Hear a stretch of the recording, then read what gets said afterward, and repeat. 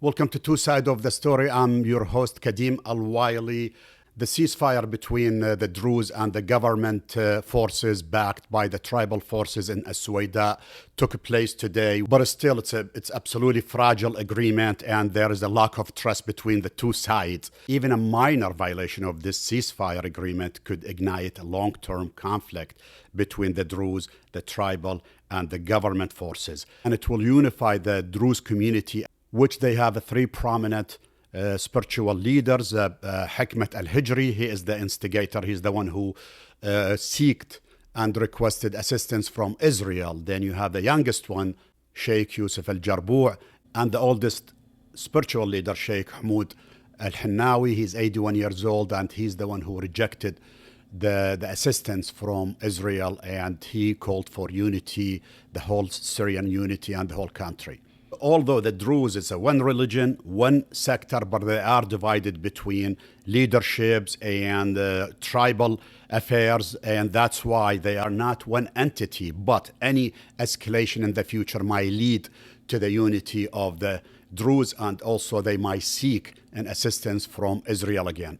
So now we're looking at the Druze forces are divided into three, but the most prominent forces now who are fighting against the government belong to Sheikh al-Hijri, Hikmat al-Hijri, who was actually born in Venezuela. And the government forces, they trying to send the message to the people of Suwayda and the Druze community that, hey, we're not against you, we're only fighting against Hikmat al-Hijri forces who are separatists.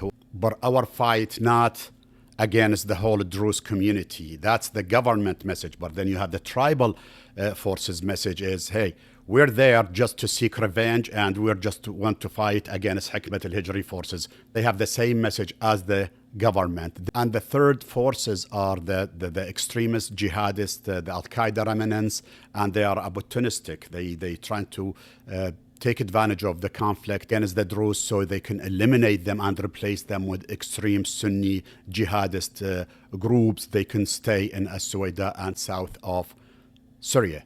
And back again to the ceasefire agreement. Right now, it's fragile. It's active, but it's very, very fragile. The government in Damascus not really controlling the whole situation.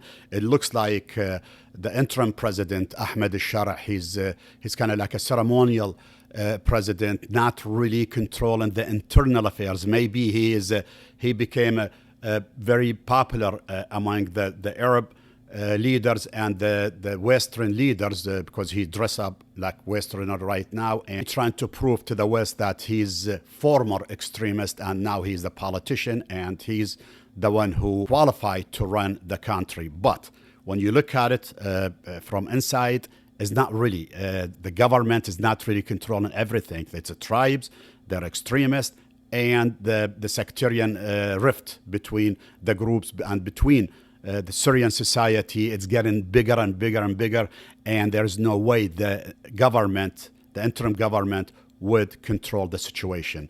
If things went bad in Suwayda and in the southern area, Israel will take the advantage also to intervene, and it might send its troops to the south to protect the Druze society. The Druze are right now fractured into three leaderships, but if things went really bad and if they feel their existing are being threatened by the extremist group, by the jihadists, maybe ISIS, maybe Al-Qaeda, they might seek assistance and protection from the international community or Israel.